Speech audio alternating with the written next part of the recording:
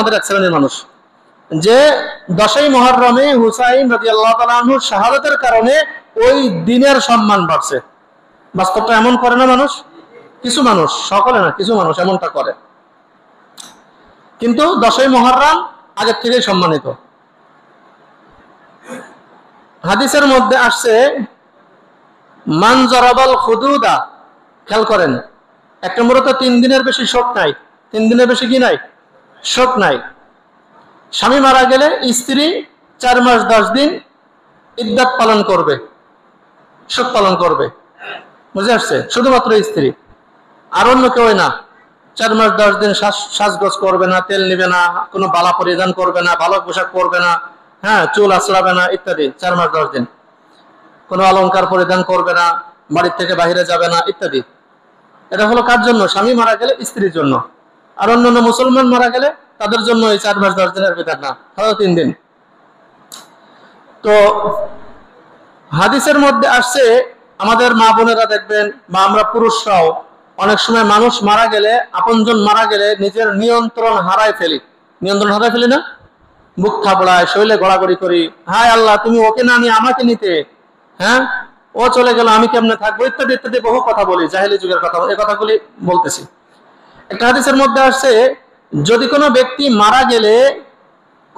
মারা গেলে যদি অটোমেটিক ব্যথিত হয়ে মনের দুঃখে তার মহাব্বতে চোখ থেকে পানি পড়তে থাকে, তো এটা রহমত। সে কান্না করতেছে না, কিন্তু কান্না নিয়ন্ত্রণও করতে পারতেছে না, চোখ থেকে পানি আসতেছে, এটা হলো কি? রহমত, যেটা আল্লাহ নবী সাল্লাল্লাহু আলাইহি ওয়াসাল্লামের হয়েছে। আর যদি কোনো ব্যক্তির জবান কান্দে, দিল কান্দে না, কিছু মানুষ আছে না জবান কান্দে দিল কান্দে না, দেখবেন ওই কোনো জানাজায় যদি রাজনৈতিক নেতারা আসে তখন দেখবেন তোমার বাবা আমার অনেক ভালো ছিল, অনেক বড় বন্ধু ছিল, ইত্যাদি ইত্যাদি অভিনয় করে কান্নাকাটি করে। প্রকৃতপক্ষে এটা শুধুমাত্র রাজনৈতিক ফায়দা নেওয়ার জন্য।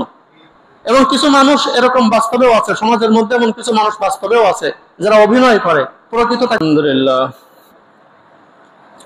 নাহমাদুহু ওয়া নাস্তাঈনুহু ওয়া নাস্তাগফিরুহু ওয়া নু'মিনু বিহি ওয়া নাতাওয়াক্কালু আলাইহি ওয়া নাউযু বিল্লাহি মিন শুরুরি আনফুসিনা ওয়া মিন সাইয়্যাতি আ'মালিনা من يهده الله فلا مضل له ومن يضلله فلا هادي له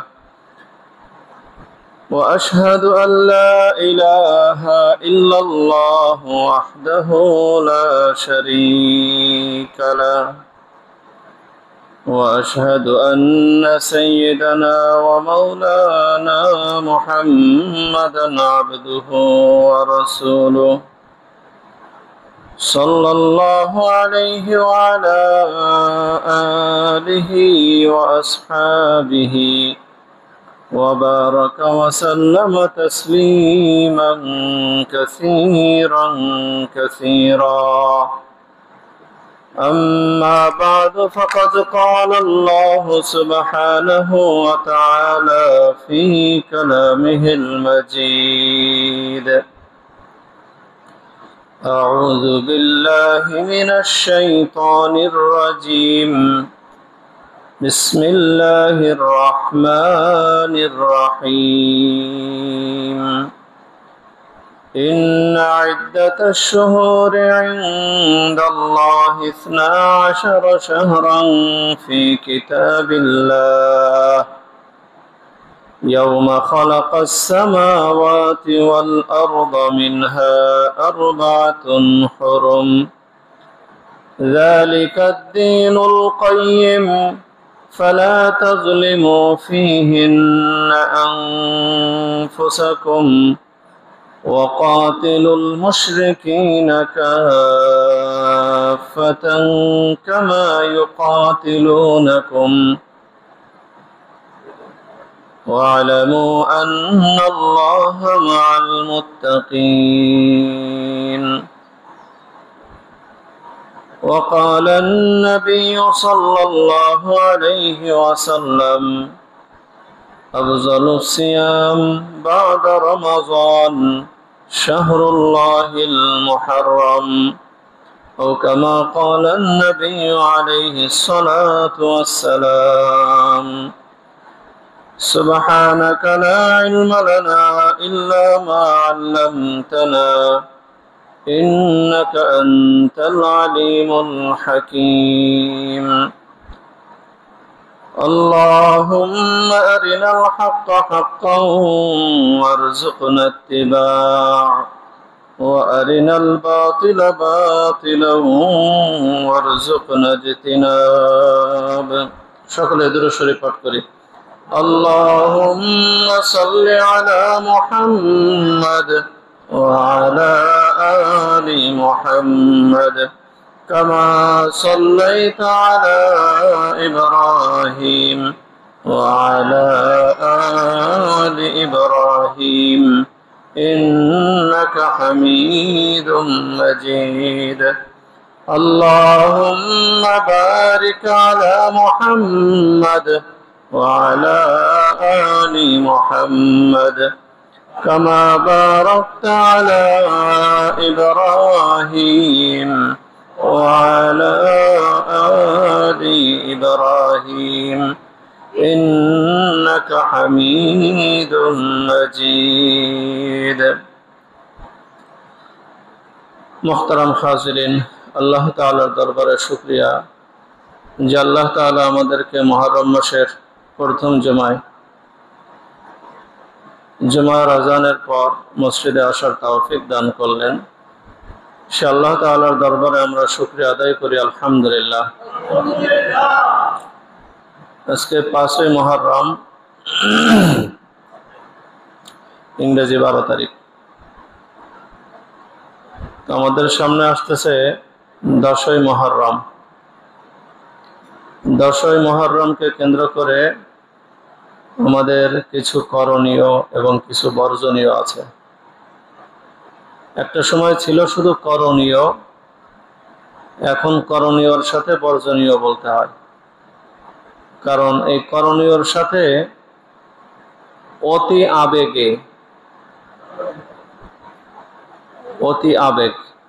আবেগ ভালো কিন্তু যে আবেগকে শরীয়তে সমর্থন করে না এই আবেগ ভালো না ইসলামের আবেগ ভালো কিন্তু ওই আবেগ ভালো না যে আবেগ শরীয়ত সম্মত না দেখবেন ইসলামের মধ্যে যত গোড়ামি ঢুকছে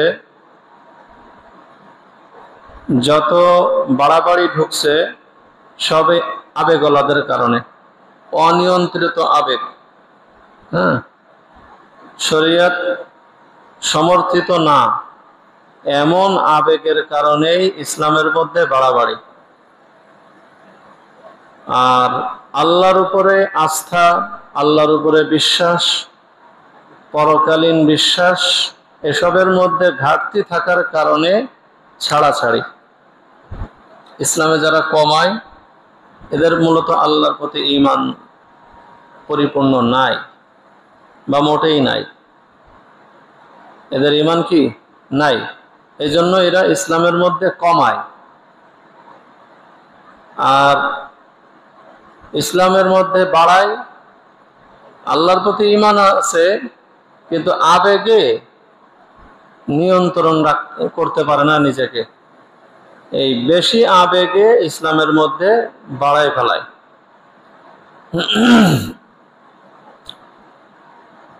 এজন্য এই দুইটা কাজ করছিল ইহুদি খ্রিস্টানরা এই অভ্যাসটা কাদের বাড়াবাড়ি ছাড়াছাড়ি এই অভ্যাসটা কাদের ইহুদি খ্রিস্টানদের ইহুদি খ্রিস্টানরা ওরা ওদের তাওরাত ইনজিল এখন পৃথিবীতে যত তাওরাত ইনজিল পাওয়া যায় একটাও কিন্তু আসমান থেকে নাজিলকৃত তাওরাত ইনজিল না একটাও না কারণ তাওরাত ইনজিল যা পাওয়া যায় আপনি মিলাই দেখবেন একটার সাথে একটা মেলে না একটার সাথে আরেকটা কি মেলে না এক কোম্পানির সাথে আরেক কোম্পানির মেলে না এক লেখকের সাথে আরেক লেখকের মেলে না ওরা করছে কি ইচ্ছা মতো বাড়াইছে ইচ্ছা মতো কমাইছে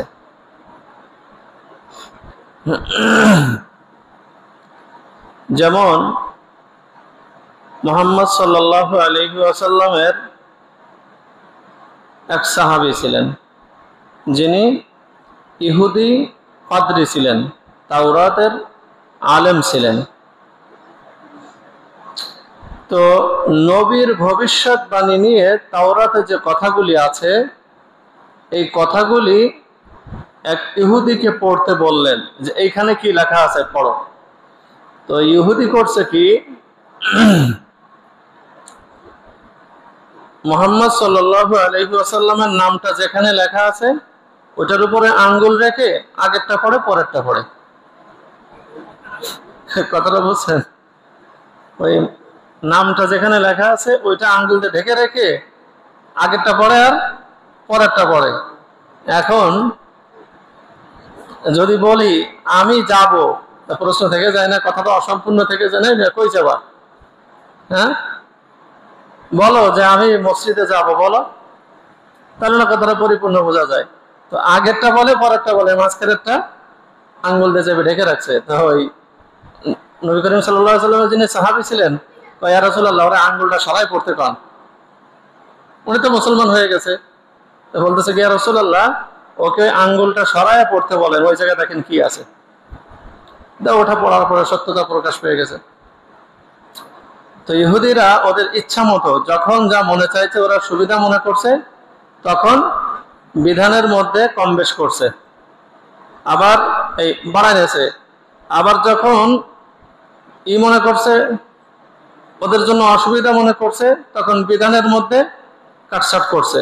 কথার কথা, চুরির যে বিচারটা রয়েছে, তো চুরির বিচার হাত কাটা, 10 দিরহাম পরিমাণ যদি হয়ে যায় তো হাত কেটে ফেলতে হবে। কেউ যদি 10 দিরহাম পরিমাণ চুরি করে তাহলে তার হাত কেটে দিতে হবে, এটা হলো চুরির শাস্তি। যদি একবার করে তো 1 হাত, 2বার করলে 1 হাত 1 পা, 3য়বার করলে আর 1 হাত, 4থবার আর 1 পা, ঠিক আছে, এরকম পর্যায়ক্রমে 1 হাত 1 পা, আর 1 হাত আর 1 পা, এরকম পর্যায়ক্রমে কাটতে হবে। তাই ইহুদিরা ওদের ধনীরা যখন চুরি করা শুরু করলো, তখন ওরা ওই জায়গা বসাই দিল যে গরিবরা চুরি করলে হাত পা কাটতে হবে, আর ধনীরা চুরি করলে হাত পা কাটার বিধান না। কথাটা বুঝতে পারছেন? আমাদের দেশে দেখেন না, থাক আমাদের দেশের না কথা না বলি, পৃথিবীর বিভিন্ন দেশেই দেখেন না, টাকা আছে, ক্ষমতা আছে, তার কোনো সমস্যা নেই। টাকা আছে, ক্ষমতা আছে, কোনো সমস্যা নেই। আর যার টাকা নেই, ক্ষমতা নেই, এর সমস্যার শেষ নাই। সমস্যার আমাদের দেশে চলমানই কয়েকটা ঘটনা। কেউ 5 লাখ টাকা ব্যাংকের থেকে উঠাইতে পারে না, কেউ 100 কোটি টাকা উঠাই নিয়ে চলে যায়, হয়েছে বর্তমানে এরকম। কেউ অপরাধ না করে মামলার শেষ নাই, আর কেউ অপরাধ করার পরও তার কোনো বিচার নাই। হচ্ছে না এমনটা? একই ব্যক্তির সাথে সাক্ষাৎ করার কারণে, থাক এটা আবার একটু একক হয়ে যায়, তো না বলি, কে মাইন্ড করে বসবে। আবার সবাই জানতেছে, আসলে বর্তমানে অন্যায়গুলি সবাই দেখতেছে, জানতেছে, কিন্তু বলতে গেলে সে খারাপ হয়ে যায়। বুঝে আসছে? যারা খারাপ বলে তারাও নিজেরাও খারাপ বলে, কিন্তু উনি কেন বললো, আমি বলবো, উনি বলবে কে, আমরা আলোচনা করব, উনি এটা কেন বলবো, এই জাতীয় আর কি। তো ইহুদি খ্রিস্টানদের অভ্যাস ছিল এমন যে তাওরাত ও জবুরের মধ্যে যা কিছু আছে, তাওরাত ইনজিলের মধ্যে যা কিছু আছে, এগুলি তাদের ইচ্ছা মতো কাটছাট করতেন, বাড়াইতেন, কমাইতেন। যার কারণে বর্তমান পৃথিবীতে আল্লাহর যে নাজিলকৃত তাওরাত, আল্লাহর যে নাজিলকৃত ইনজিল অক্ষত অবস্থায়, সেই মূল বাণী একটাও খুঁজে পাবেন না, একটাও পাবেন না। এখন যা পাবেন শুধুমাত্র কোরআন, যেটা কোনো পরিবর্তন ছাড়া যেমন নাজিল হয়েছিল তেমনই আছে। এখন বলবেন যে হুজুর, আসমান থেকে কি এমন কোরআন শরীফ নাজিল হয়েছিল? না, এমন কোরআন শরীফ আসমান থেকে নাজিল হয় নাই। আসমান থেকে জিবরাইলের মাধ্যমে শুধুমাত্র কোরআনের বাণীগুলি আসছে, আর এটা মুহাম্মদ সাল্লাল্লাহু আলাইহি ওয়াসাল্লাম মুখস্থ করছেন। মুহাম্মদ সাল্লাল্লাহু আলাইহি ওয়াসাল্লাম সাহাবীদের দ্বারা ওটা লেখাইছেন। সেই লেখানোগুলি এক জায়গা করে বড় একটা কোরআন শরীফ হয়। ওটাকে আবার জবরজের দিয়ে, জবরজের ছিল না কিন্তু কোরআনে, কি জবরজের দেওয়া ছিল না। ওইটাতে আবার জবরজের দিয়ে 8 কপি করা হয়, ওইটা বিভিন্ন রাষ্ট্রে পাঠিয়ে দেওয়া হয়। এখন ওইটা ফটোকপি তো অনেক সহজ হয়ে গেছে, কম্পিউটার কম্পোজ আসছে ইত্যাদি, এসবের কারণে প্রযুক্তির প্রযুক্তি সহজ হওয়ার কারণে এখন প্রত্যেকের হাতে হাতে হাতে হাতে কোরআন শরীফ। কথা বুঝেছো নাই? কিন্তু আজও পর্যন্ত কোরআনের মধ্যে যদি কোনো ব্যক্তি একটা নুকতা উল্টো পাল্টা করে, তাও কি ধরা খেয়ে যায়। একটা নুকতা পরিবর্তন করলে ধরা খেয়ে যায়। কোরআন দেখেন না, আমাদের মসজিদও আছে কোরআন, ওই যে মিনাবুক হাউজের যে কোরআন শরীফ, ওতে ভুল আছে, বেশ কয়েকটা ভুল আছে। কোরআন শরীফ যে কোনো ধর্মীয় গ্রন্থ কিনতে গেলে, যে কোনো ধর্মীয় বই কিনতে গেলে যে কোনো লাইব্রেরি থেকে কিনবেন না, এটা কিন্তু একটা খুব গুরুত্বপূর্ণ বিষয়। যে কোনো লাইব্রেরির বই কিনবেন না। এই মিনাবুক টুকিরা আবার যত সব জাল জয়ীব কিতাব মিতাব সব এরা ছাপায়, ওদের কোরআনের মধ্যে ভুল আছে। আমি ওই যে 2টা কিনছিলাম না বুঝে, কেনার পরে দেখি পড়তেছে, দেখি যে ভুল। তো এরকম প্রত্যেকটা কোরআনের মধ্যে যদি একটা নুকতারও হেরফের কেউ করে, তো অটোমেটিক সেটা ধরা পড়ে যায়। একজন হাফেজ পড়তে গেলে ধরা খেয়ে যায়। এই জন্য কোরআনটা কি আছে, যেমন আল্লাহ তাআলা নাজিল করেছিলেন তেমনই আছে, এটার কোনো পরিবর্তন হয় নাই, কম বেশি হয় নাই। সুবহানাল্লাহ। আর এটা মুহাম্মদ সাল্লাল্লাহু আলাইহি ওয়াসাল্লামের একটা মুজিজা। হ্যাঁ, এমন একটা কাজ যে কাজটা অন্য কোন নবীর ক্ষেত্রে হয় নাই। এটা শুধুমাত্র মুহাম্মদ সাল্লাল্লাহু আলাইহি ওয়াসাল্লামের উপরে যে কিতাব নাজিল হয়েছে, এই কিতাবটাই অক্ষত আছে। তো যাই হোক, এই আশুরা মাসে, আশুরা তো আগেও ছিল, এখনো আছে। হুসাইন রাদিয়াল্লাহু তাআলা আনহুর মৃত্যুর আগেও ছিল, এখনো আছে, নাকি? হ্যাঁ, আল্লাহ তাআলা কোরআনের মধ্যে কি বলেন? ইন্না ইদ্দাতাশ শুহুর ইনদাল্লাহি 12 শাহরা। নিশ্চয় আল্লাহ তাআলার কাছে মাস কতটা? 12টা। আল্লাহ তাআলার কাছে মাস কতটা? 12টা। কখন থেকে? ইয়াউমা খালাকাস সামাওয়াতি ওয়াল আরদ। যেদিন আল্লাহ তাআলা আসমান জমিন সৃষ্টি করেছেন, সেদিন থেকেই আল্লাহর কাছে মাস কতটা? 12টা। তো আল্লাহ তাআলা যেদিন আসমান জমিন সৃষ্টি করেছেন, সেদিন কি হুসাইন রাদিয়াল্লাহু তাআলা আনহু ছিলেন? হ্যাঁ, সেদিন তো হুসাইন রাদিয়াল্লাহু তাআলা আনহুর জন্ম হয় নাই। এমনকি আমাদের নবী মুহাম্মদ সাল্লাল্লাহু আলাইহি ওয়াসাল্লামেরও তো জন্ম হয় নাই, দুনিয়াতে আসেন নাই। আসছে নাকি দুনিয়া? আসেন নাই। তো হুসাইন, আমাদের মুহাম্মদ সাল্লাল্লাহু আলাইহি ওয়াসাল্লাম না আসলে ফাতেমাও তো আসে নাই। হ্যাঁ, ফাতেমাও তো আসে নাই, তাই না? তো ফাতেমা না আসলে তো হাসান হুসাইনও আসে নাই। তো যেদিন আল্লাহ তাআলা আসমান জমিন সৃষ্টি করছেন, সেদিন তো আদম আলাইহিস সালামই তো ছিলেন না। সেদিন কে ছিলেন না? আদম আলাইহিস সালামও তো ছিলেন না। তো মানুষই তো ছিল না সেদিন। তো আল্লাহ তাআলা যেদিন আসমান জমিন সৃষ্টি করেছেন, সেদিন থেকেই মাস কতটা গণনা করা হয়? 12টা। মিনহা আরবাতুন হুরুম। তার মধ্যে 4টা হলো কি? সম্মানিত। 4টা মাস কি? সম্মানিত। হাদিসের মধ্যে আল্লাহ নবী সাল্লাল্লাহু আলাইহি ওয়াসাল্লাম বলেন, যেদিন আল্লাহ তাআলা আসমান ও জমিন সৃষ্টি করেছেন, সেদিন সময় যেমন ছিল, আজও পর্যন্ত সময় তেমনই আছে। যেদিন আল্লাহ তাআলা আসমান ও জমিন সৃষ্টি করেছেন, সেদিন সময় যেমন ছিল, অর্থাৎ রাত দিন সপ্তাহ মাস বছর যেমন ছিল, এরকম ভাবে এখনো সেইভাবেই আছে। সময় সেদিন যেমন ছিল 12 মাস, এখনো আছে কি? 12 মাস। তখনও ছিল রাত দিন, এখনো আছে রাত দিন। তখনও ছিল 12 মাসে 1 বছর, এখনো 12 মাসে 1 বছর।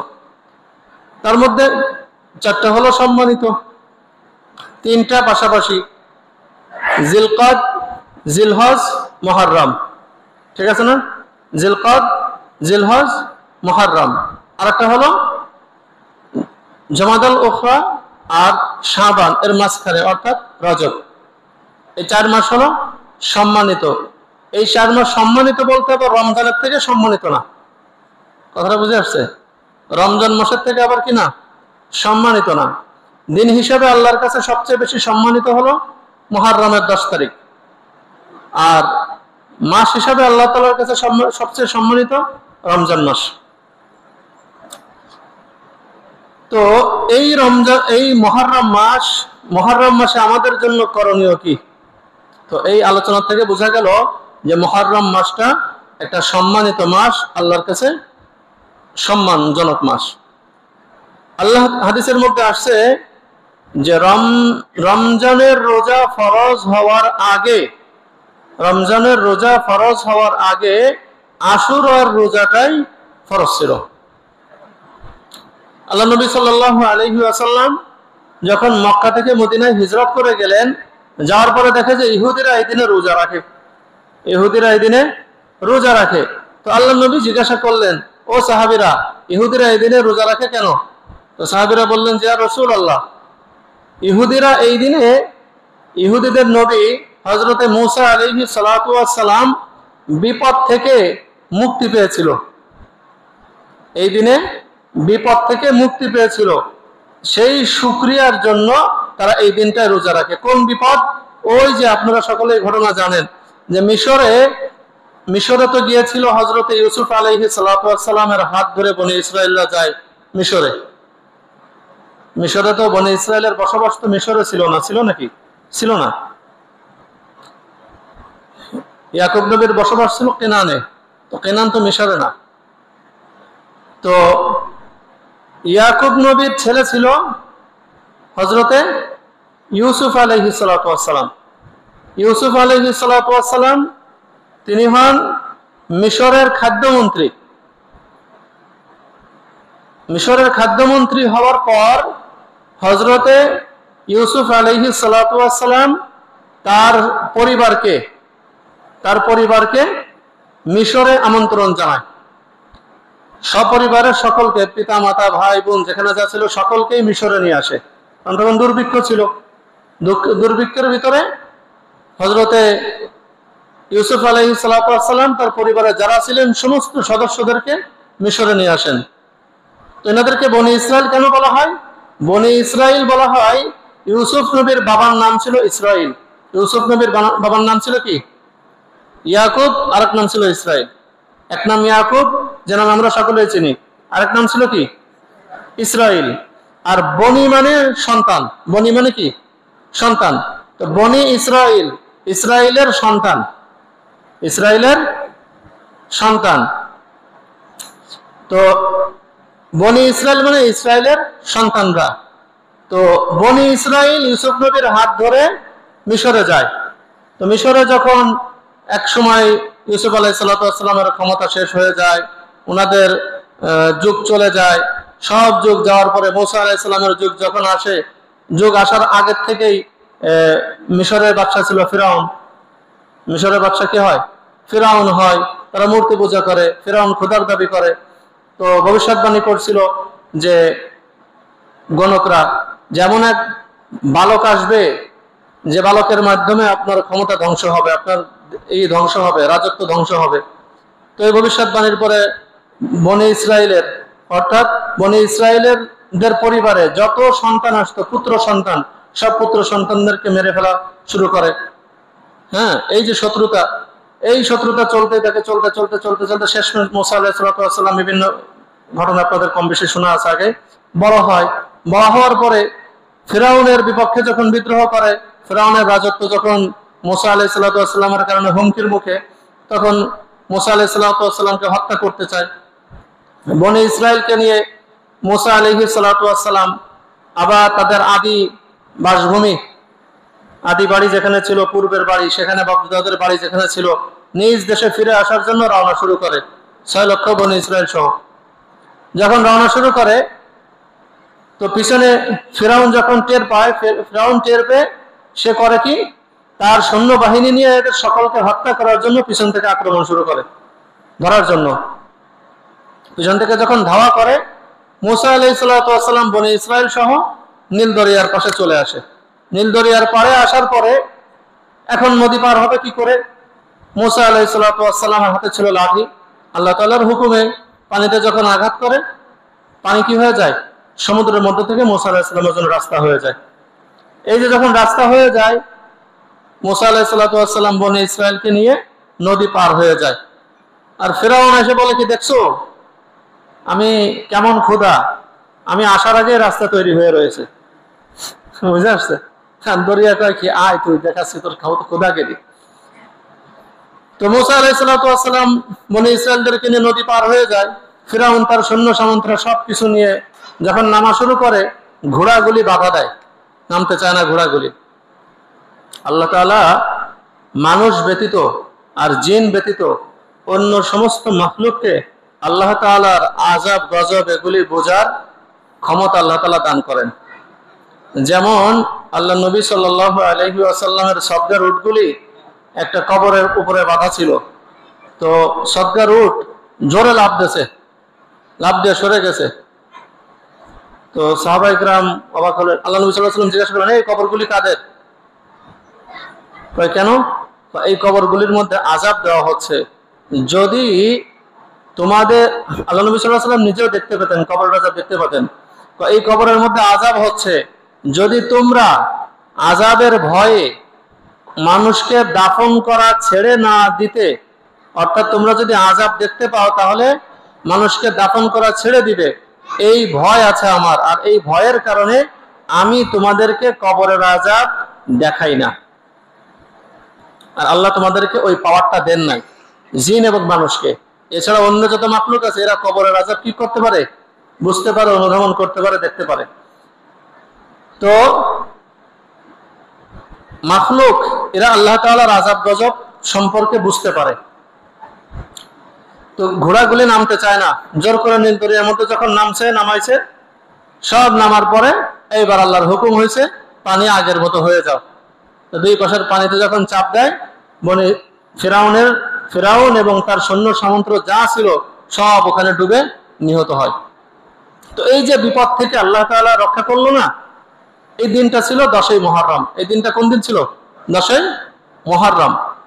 তো এই 10ই মুহররমে এই নীল দরিয়া থেকে, মিশর থেকে, ফিরাউনের আযাব থেকে, ফিরাউনের আক্রমণ থেকে, ফিরাউন নামক যে বিপদ, এই বিপদ থেকে বাঁচার কারণে আল্লাহ তাআলা যে বাঁচায়েন, এই বাঁচানোর কারণে মুসা আলাইহিস সালাতু ওয়াস সালাম আল্লাহর শুকরিয়া আদায়ের জন্য রোজা রেখেছিলেন। আর সেই অনুকরণে ইহুদিরা রোজা রাখে। তো মুহাম্মদ সাল্লাল্লাহু আলাইহি ওয়াসাল্লাম যখন এই কথা শুনতে পারে, তখন বলেন, নাহনু আহাক্কু বিমূসা, এই মুসা তো আমাদেরই আপন বেশি। হ্যাঁ, আমি মুসার অনুসরণ করতে অধিক উপযুক্ত, অধিক হকদার, আমরাও রোজা রাখবো। তো মুহাম্মদ সাল্লাল্লাহু আলাইহি ওয়াসাল্লাম 10ই মুহররমে রোজা রাখার কথা বললেন, নিজেও রোজা রাখলেন।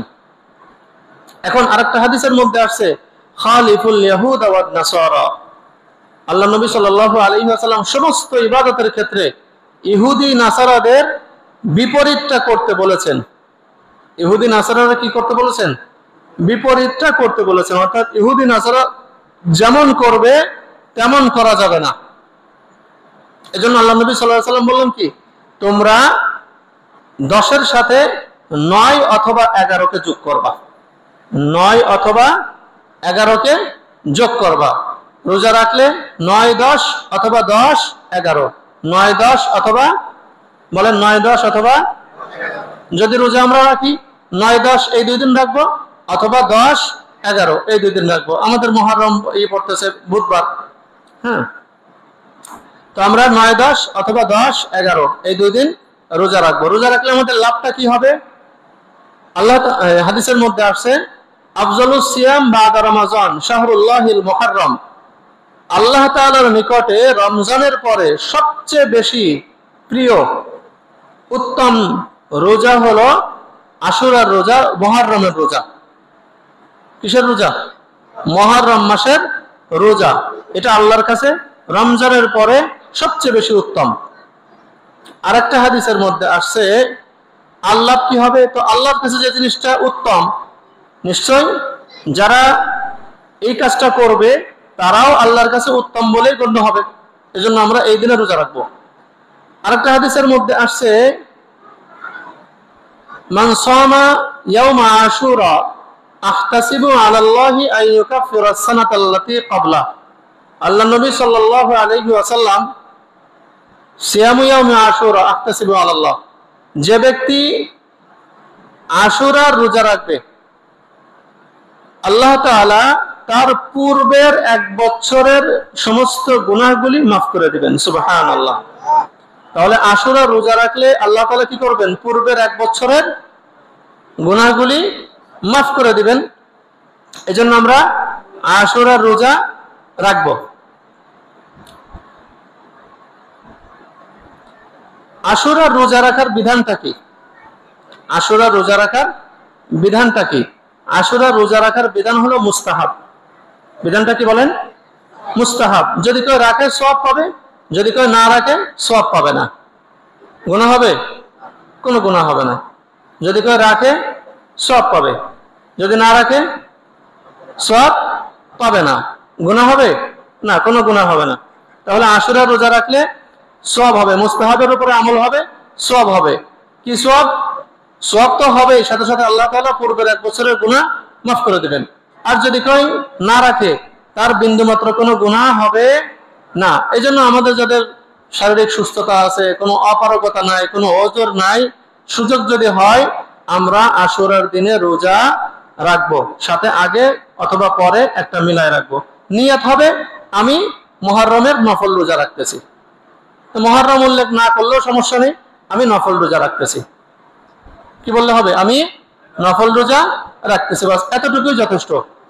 আমি নফল রোজা রাখতেছি, বাস। এই নিয়তে মুহররমে 2টা রোজা রাখবে। আরেকটা হাদিস আছে মুহররমের করণীয় সম্পর্কে, সেটা হলো মান ওয়াসসা আলা আয়ালিহি ফিন নাফাকা ওয়াসসা আল্লাহু আলাইহি সাইরা সানাতিহি।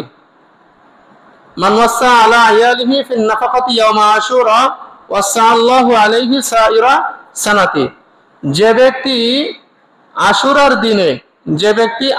দিনে অর্থাৎ 10ই মুহররমে নিজের পরিবার বর্গের উপরে সাধ্য অনুযায়ী প্রশস্ততার সাথে একটু বেশি খরচ করে, সাধ্য অনুযায়ী একটু বেশি খরচ করে খাবার দাবার ইত্যাদির মধ্যে, বুঝে আসছে?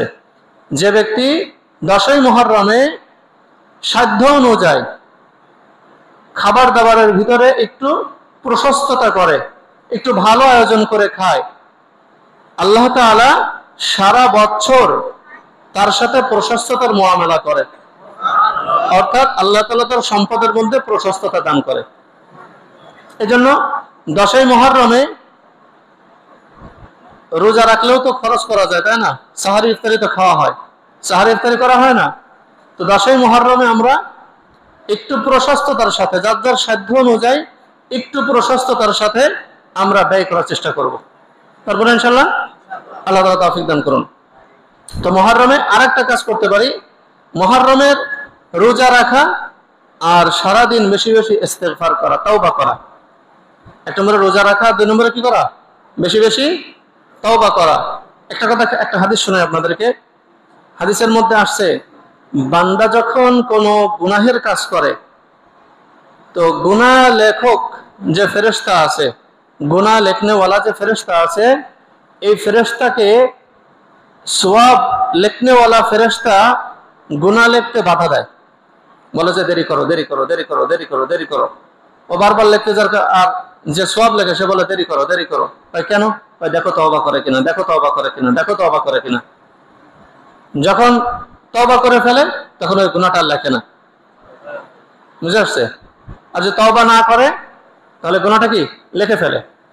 এজন্য এক হাদিসের মধ্যে আসছে, মুমিন কখনো কবিরা গুনাহ করতে পারে না, যদি কোনো কবিরা গুনাহ হয়ে যায় তওবা ছাড়া মজলিস ত্যাগ করে না।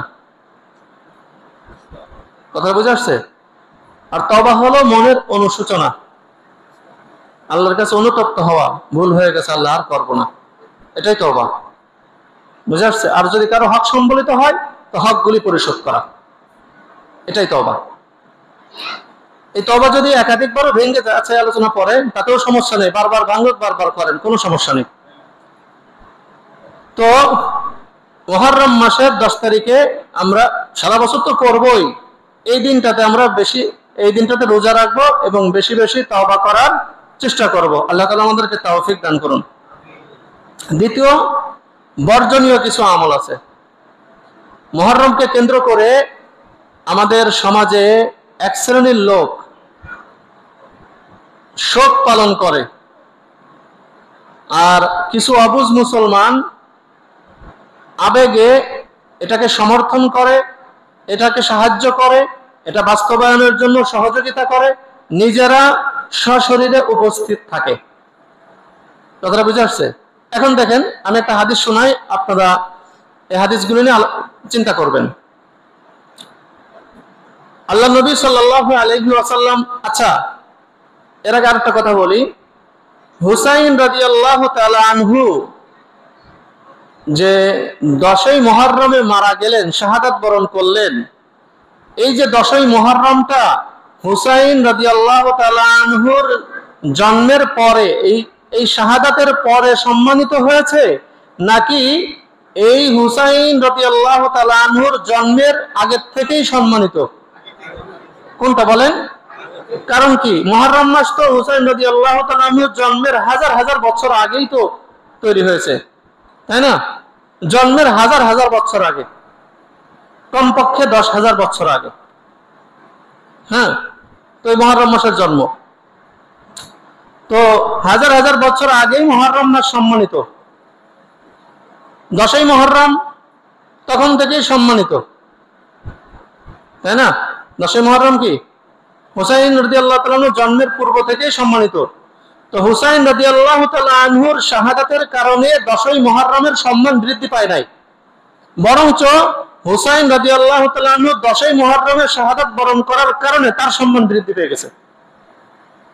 কিন্তু আমরা কার্যক্ষেত্রে এটাই বাস্তবায়ন করতে চাই বা করি, মানে আমরা বলতে আমাদের এক শ্রেণীর মানুষ, যে 10ই মুহররমে হুসাইন রাদিয়াল্লাহু তাআলা আনহুর শাহাদাতের কারণে ওই দিনের সম্মান বাড়ছে। বাস্তবটা এমন করে না মানুষ? কিছু মানুষ, সকলে না, কিছু মানুষ এমনটা করে। কিন্তু 10ই মুহররম আগের থেকেই সম্মানিত। হাদিসের মধ্যে আসছে মান জারাবাল খুদুদা, খেয়াল করেন, একটা মূলত 3 দিনের বেশি শোক নাই। 3 দিনের বেশি কি নাই? শোক নাই। স্বামী মারা গেলে স্ত্রী 4 মাস 10 দিন ইদ্দাত পালন করবে, শোক পালন করবে, বুঝে আসছে? শুধুমাত্র স্ত্রী, আর অন্য কেউ না। 4 মাস 10 দিন সাজগোজ করবে না, তেল নিবে না, কোনো বালা পরিধান করবে না, ভালো পোশাক পরবে না, হ্যাঁ, চুল আঁচড়াবে না ইত্যাদি। 4 মাস 10 দিন কোনো অলংকার পরিধান করবে না, বাড়ির থেকে বাইরে যাবে না ইত্যাদি। এটা হলো কার জন্য? স্বামী মারা গেলে স্ত্রীর জন্য। আর অন্যান্য মুসলমান মারা গেলে তাদের জন্য এই 4 মাস 10 দিনের ভিতর না, হয়তো 3 দিন।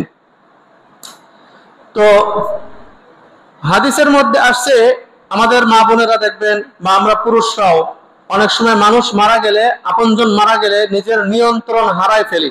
নিয়ন্ত্রণ হারায় ফেলি না? বুক থাবড়ায়, শৈলে গড়াগড়ি করি, হায় আল্লাহ তুমি ওকে না নিয়ে আমাকে নিতে, হ্যাঁ, ও চলে গেল আমি কেমনে থাকবো, ইত্যাদি ইত্যাদি বহু কথা বলি, জাহেলি যুগের কথা, এই কথাগুলি বলতেছি। একটা হাদিসের মধ্যে আসছে, যদি কোনো ব্যক্তি মারা গেলে যদি অটোমেটিক ব্যথিত হয়ে মনের দুঃখে, তার মহাব্বতে চোখ থেকে পানি পড়তে থাকে, তো এটা রহমত। সে কান্না করতেছে না, কিন্তু কান্না নিয়ন্ত্রণও করতে পারতেছে না, চোখ থেকে পানি আসতেছে, এটা হলো কি? রহমত, যেটা আল্লাহ নবী সাল্লাল্লাহু আলাইহি ওয়াসাল্লামের হয়েছে। আর যদি কোনো ব্যক্তির জবান কান্দে, দিল কান্দে না, কিছু মানুষ আছে না, জবান কান্দে, দিল কান্দে না। দেখবেন ওই কোনো জানাজায় যদি রাজনৈতিক নেতারা আসে, তখন দেখবেন তোমার বাবা আমার অনেক ভালো ছিল, অনেক বড় বন্ধু ছিল, ইত্যাদি ইত্যাদি অভিনয় করে, কান্নাকাটি করে। প্রকৃতপক্ষে এটা শুধুমাত্র রাজনৈতিক ফায়দা নেওয়ার জন্য। এবং কিছু মানুষ এরকম বাস্তবেও আছে, সমাজের মধ্যে এমন কিছু মানুষ বাস্তবেও আছে যারা অভিনয় করে, প্রকৃত তাকে পক্ষে ভালোবাসে না। তো যদি শুধু জবান কান্দে, দিল কান্দে না, জবান কান্দে, চোখ থেকে পানিও আসে, দিল কান্দে না, তো এটা হলো মিনাশ শাইতান, শয়তানের পক্ষ থেকে। আর যেটাই দিল কান্দে, চোখ থেকে পানি আসে, ওটা কি? রহমত, আল্লাহর পক্ষ থেকে। আর যেটা জবান কান্দে, চোখ থেকে পানি আসে, দিল কান্দে না, ওটা কার পক্ষ থেকে? শয়তানের পক্ষ থেকে। এগুলো চেহারা দেখলেই বোঝা যায়, কান্না দেখলেই বোঝা যায়, বুঝে আসে না? আর কান্দে একেবারে পুরো রান্না করে ফেলে, কিন্তু চোখের থেকে এক ফোঁটা পানি আসে না। হ্যাঁ, আবার কান্না করে খুব, ওইখানেই দাঁড়ায় কান্না করে, ওখান থেকে সরে গেলে আর তার ওয়ারিসদের, আত্মীয় স্বজনদের সাথে কোনো সম্পর্ক নাই, যোগাযোগ নাই, কোনো উপকারে আসে না। তো বোঝা গেল কি উপকার করার ক্ষমতা থাকলেও উপকার করে না। বোঝা গেল কি ওটা ছিল শুধুমাত্র রাজনৈতিক একটা অবস্থা বা একটা দরদ দেখানো, আর কিছু না, লোক দেখানোর জন্য। তো আরেকটা হাদিস বলি, আল্লাহ নবী সাল্লাল্লাহু আলাইহি ওয়াসাল্লাম বলেছেন, মান জারাবাল খুদুদা ওয়াশাক্কাল জুয়ুবা ফালাইসা মিন্না। দেখেন, হুসাইন রাদিয়াল্লাহু তাআলা আনহুর মুহাব্বত দেখায় যারা কান্না করে, মুহাব্বত দেখায় যারা কান্না করে, এই মুহাব্বত দেখায় কান্না করে, বুক ফাড়ে, ওই চাবুক পিটায়, বেলেট পিটায় শরীরে, হ্যাঁ, বিভিন্ন কথা বলে বলে বেলেট পিটায়, শরীর কাটে, ক্ষত বিক্ষত করে ফেলে, অনেক উন্মাদনা দেখায়। এদের ব্যাপারে আল্লাহ নবী সাল্লাল্লাহু আলাইহি ওয়াসাল্লাম কি দেখে? এমনকি আমরা যারা আমাদের আত্মীয় স্বজন মারা গেলে যে কাজগুলি করি, অনেকে বুক থাবড়ায়, কপাল থাবড়ায়, গড়াগড়ি করে, কাপড় ফাড়ে, কাপড় ছিঁড়ে ফেলে, ইত্যাদি কাজ করে না? এবং বিভিন্ন হাই হতাশ, বিভিন্ন কথা বলে কান্নাকাটি করে। এদের ব্যাপারে আল্লাহ নবী সাল্লাল্লাহু আলাইহি ওয়াসাল্লাম বলেন, যারা বুক থাবড়ায়, কপাল থাবড়ায়, ওয়াদাওয়া বিদাওয়াতিল জাহিলিয়া, ওয়াদাওয়া বিদাওয়াতিল জাহিলিয়া, জাহিলি যুগের মানুষেরা যেমন বিভিন্ন কথাবার্তা বলে কান্নাকাটি করত, এরকম তাদের মতো বিভিন্ন কথা বলে কান্নাকাটি করে, ফালাইসা মিন্না, এরা আমার উম্মত না। তো আপনি যে হুসাইনের জন্য কান্না করতেছেন, সেই হুসাইনের নানা কি বলতেছে? কান্না করলে কিন্তু আমার উম্মত না। আপনি যে হুসাইনের জন্য বুক থাবড়াচ্ছেন, সেই হুসাইনের নানা কি বলে? আমার হুসাইনের জন্য তুমি যদি বুক থাবড়াও, তুমি আমার উম্মত না। যে হুসাইনের জন্য কপাল থাবড়াচ্ছেন, সেই হুসাইনের নানা কি বলে? তুমি যদি এরকম কপাল থাবড়াও, তো তুমি কিন্তু আমার উম্মত না। যে হুসাইনের জন্য আপনি বিভিন্ন শোক পালন করতেছেন, বেলেট দিয়ে পিঠ কাটতেছেন, চাবুক পড়তেছেন পিঠে, আর হাই হাই বিভিন্ন কথা বলতেছেন, তো তুমি কিন্তু আমার এইগুলো বললে কিন্তু তুমি আমার উম্মত না। ওই হুসাইনের সাথে কিন্তু তুমি জান্নাতে যাইতে পারবা না। এটা কে বলতেছে? কে বলতেছে? ওই হুসাইনের নানা। সে কে ছিল? আমাদের নবী মুহাম্মদ সাল্লাল্লাহু আলাইহি ওয়াসাল্লাম। তার সুপারিশ ছাড়া কিয়ামতের ময়দানে এই হুসাইন কি জান্নাতে যেতে পারবে? তার সুপারিশ ছাড়া এই হুসাইনও জান্নাতে যেতে পারবে না। কথাটা কি বুঝে আসছে? এই হুসাইন রাদিয়াল্লাহু তাআলা আনহু আল্লাহ নবী সাল্লাল্লাহু আলাইহি ওয়াসাল্লামের সুপারিশ ছাড়া কিসে যেতে পারবে না? জান্নাতে যেতে পারবে না। আবার এদিনে বিভিন্ন সিন্নি রান্না করা হয়, খিচুড়ি রান্না করা হয়, চাঁদা উঠে বা এককভাবে, এই দিনকে কেন্দ্র করে এগুলি করা যাবে না। আপনি এমনি রান্না করে খান, রান্না করে খাওয়ার কথা আগেই বলছি না? কিন্তু ওই যে শোক পালনের জন্য হুসাইন রাদিয়াল্লাহু তাআলা আনহুকে কেন্দ্র করে খিচুড়ি রান্না করে বিলাইবেন, সিন্নি রান্না করে বিলাইবেন, এই কাজগুলি করতে পারবেন না। আবার বাচ্চাদেরকে খালি পায়ে রাস্তায় বের করে দেয়, এটাকে বরকত মনে করা হয়, এগুলি করা যাবে না। আবার এই দিনে কিছু মানুষ, হুসাইন রাদিয়াল্লাহু তাআলা আনহু পানি না খেয়ে পিপাসায় মারা গেছেন, পিপাসায় ছিলেন, আহলে বায়াত 70 জন পিপাসিত ছিলেন না, পানি দেওয়া হয় নাই। তো এই কেন্দ্র করে ওই দিনে আবার কিছু মানুষ রাস্তায় নেমে মানুষকে পানি খাওয়ায়, এটাকে সওয়াবের কাজ মনে করে। হ্যাঁ, নিঃসন্দেহে পানি খাওয়ানো সওয়াবের কাজ, কিন্তু এই দিনে কেন? আজকে খাওয়ান, কাল খাওয়ান, পরশু খাওয়ান, সারা বছর খাওয়ান, শুধুমাত্র এই দিনে কেন? শুধুমাত্র এই দিন করলে গুনাহের কাজ। কথাটা কি বুঝতে পারছেন? আপনি সারা বছর করেন, শুধুমাত্র এই দিনে কেন? শুধুমাত্র এই দিনে করলে তো আপনি ওইটার অনুসরণ করতেছেন যে হুসাইন এই দিনে পানি খাইতে পায় নাই, পিপাসায় কষ্ট করছে, এই দিনে মানুষকে পানি খাওয়ায়। না, এটা করা যাবে না। আপনি সারা বছর পানি খাওয়ান, মানুষের নলকূপের ব্যবস্থা করে দেন, এমনি মিষ্টি পানির ব্যবস্থা করে দেন, খাল বিলের ব্যবস্থা করে দেন, পুকুরের ব্যবস্থা করে দেন, এমনি রাস্তায় ফিল্টার বসাই দেন, মসজিদে ফিল্টার বসাই দেন, মানুষের পানি খাওয়ার ব্যবস্থা করে দেন। হ্যাঁ, এগুলো অনেক সওয়াবের কাজ, কিন্তু শুধুমাত্র ওই দিন না। কথাটা কি বুঝে আসছে? যাই হোক, যতটুকু আলোচনা করলাম, আল্লাহ তাআলা আমাদেরকে করণীয়গুলি করার এবং বর্জনীয়গুলি বর্জন করার তৌফিক দান করুন। ওয়া আখিরু দাওয়ানা আলহামদুলিল্লাহ।